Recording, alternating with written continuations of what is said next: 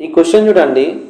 A/B = 5:6 మరియు B/C = 12:13 అయినా A/B/C కనుగొనండి. రేషియోస్ మీద టెట్లో అయితే ఖచ్చితంగా క్వశ్చన్ అడగడం జరుగుతుంది కాబట్టి ఈ క్వశ్చన్ ఎలా చేయాలో మేము చూద్దాం. ఫస్ట్ A/B/C ABC ఇచ్చిన వాల్యూస్ని యాస్టీస్ రాసుకుందాం. A/B ఎంత? 5:6.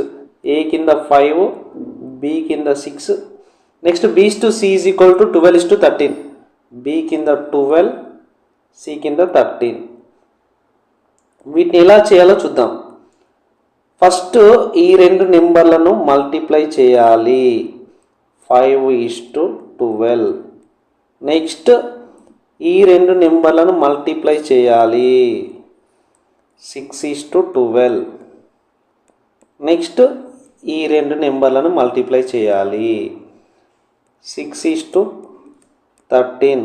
ఎవ్వరు కూడా ఈ రెండింటిని మల్టిప్లై చేసి ఆన్సర్ రాయొద్దు, ఎందుకంటే క్యాన్సిల్ చేసేది ఉంటే క్యాన్సిల్ చేద్దాం. చూడండి 6 టేబుల్లో పోతుంది. 6 2 జా 12, 6 1 జా 6 1 జా.